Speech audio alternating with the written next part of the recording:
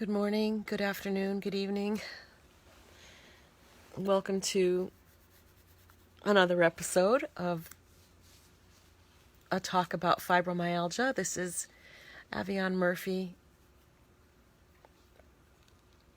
It is in the wee this morning here, and I've posted a few videos about how to overcome the symptoms of fibromyalgia and live a life that is productive and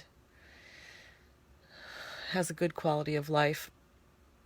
And I'm just waking up this morning, so I wanted to give everybody the flip side of fibromyalgia, because I think in the last two videos I've sounded kind of sunny and giving everybody hope, and it may have felt realistic, or it may have felt as if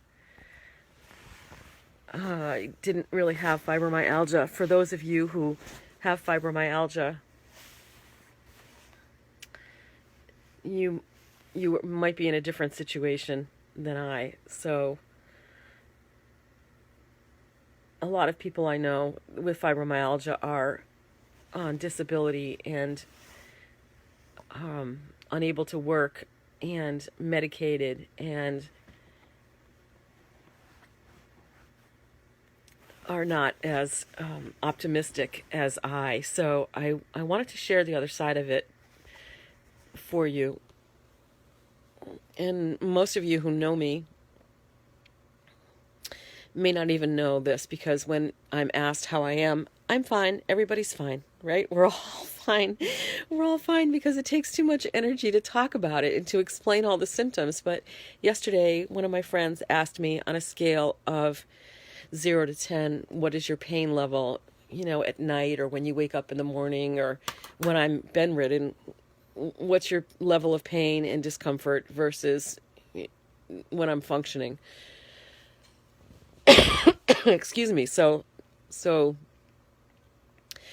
I'm going to describe in detail, not because I'm having a pity party or because I want anybody to feel sorry for me or whatever, but just because I want to tell you the other side of it, so that you know that it's real, and maybe to lend a little more authenticity to what my messages are about hope and about overcoming and about transcending the symptoms and all the effort that goes into what a fibromyalgia sufferer has to go through just to get through a day. Okay, so I'm going to go head to toe with you. And again, this is not to garner pity, just to explain what I have to deal with in the morning, and to get to the place where I can get out in the world and have a job and take care of things and take care of business. Okay, so you're looking at my little space heater that my dad gave me, which I keep near the bed, and that is an essential for the temperature fluctuations that happen in the body. So I'm shivering right now, but I have the space heater on, and that'll pass. So if that's what you're hearing in my voice, it's just a shiver. Okay, so from head to toe.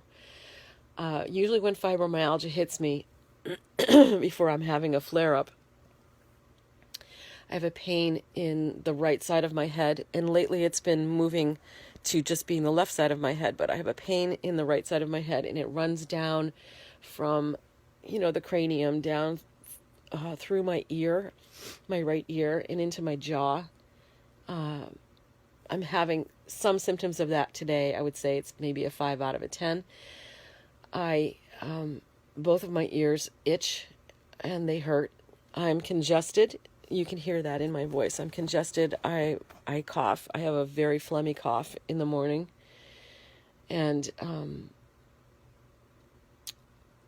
let's see, I'm going to move down through. Yeah, I'm still shivering. Doesn't matter how I sleep. I have pain in my back and both shoulders. I have pain in my neck and pain in my shoulder, my right shoulder, from a car accident that I had a couple of years ago, but that's not fibromyalgia. I can Holding the phone right now in my left hand, it feels like it's about 10 pounds. So I have pain in my hands, all my joints in my hands, both hands. I cannot bend my right hand. The swelling in my joints does not permit me to bend, close my hand into a fist. So, and they're swollen like sausages, and it takes a little while for that to go down. Going down my back, I have pain in my spine. And I explained this to a friend yesterday, Sarah, that if I had to describe this to a doctor, I would say that I have pain on a cellular level, or that my marrow hurts. And I don't know how else to define that or describe it to someone who doesn't have that pain. I don't know if there's such a thing as marrow pain, but the pain is on a cellular level or coming from my marrow. So all of my bones ache.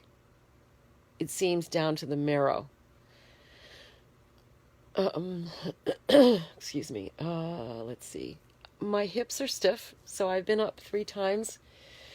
In the middle of the night, I was three times to use the bathroom, but my hips feel like they're locked, and I have to do exercises in the bed in the morning to get them unlocked so that I can stand up. Hey, everything's good. Hey, my quads are good and my knees are good. I have cramps in my calves and in my shins. And then working into my ankles are stiff, and the bones in my feet feel like they're all broken. So when you walk with this pain, I learned early on that fibromyalgia can affect us all differently. But for me, one of the sure signs was that my feet felt like every bone was broken. And when I fought against it, I decided I was going to start walking again. I have a dog, and I got a dog, and so I had to walk the dog at least 3 times a day, and I decided that I was going to walk the dog and push through the pain, and it felt like all my bones in my feet were broken. So not being a baby, just being real. I'm just being real with you. That's what it felt like. So I do wake up with that in the morning. It feels like my hands are stiff, and I can't move them, and my bones are broken in my feet. So that's what I deal with. I think I'm good. I think that's it. I think that's a good head-to-toe rundown of the pain and what I have to overcome. So what I'll do now is, excuse me, I'll start my exercises. I do gentle yoga. Not professional, believe me. It is not professional. It's just yoga stretches in bed. I draw my knees up to my chest and press in gently for a minute or so on each leg. And that's to get things working. And then I do Pilates. Again, just really novice, but I do Pilates, and I start working out my legs and getting my hips limber, my hips limber, and then I can hit the floor and I can start moving around and start my day. Okay, in future videos, we're going to talk about different aspects of fibromyalgia, but I wanted this to be a reality check for you all. If you're starting to listen to these transmissions and watch this page, I'm going to have we're going to talk about different aspects of fibromyalgia. This is the reality of someone who is functioning during the day. Many, many people have commented to me that when you look at me, you would never, ever think that this is what goes on in my life. And I've gotten to the point where I think I've got such a handle on it that sometimes, just for a little while, I think I'm normal. But I thought it was important to tell everybody.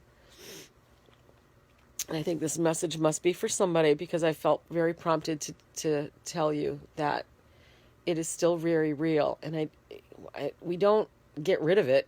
We just manage it. And this is my level of management, and I needed to share that with you. And I wanted to give you hope that, I'm going to get up today, and then it's a Saturday.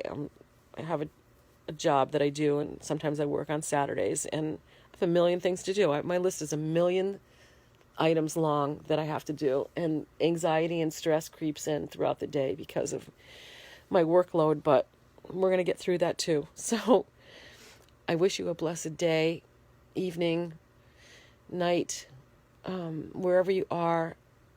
I just want you to know that there's hope. We can have a good quality of life. Have faith. Say your prayers. Reach out. Ask for help if it helps. Don't tell anybody if it doesn't help. Don't tell anybody about this. Keep it a secret if you must, because sometimes it just takes too much to explain. Show them this video if you want. Show them the videos that I've been putting together. Maybe that'll explain for them so that you don't have to. Okay? Find some comfort and rest.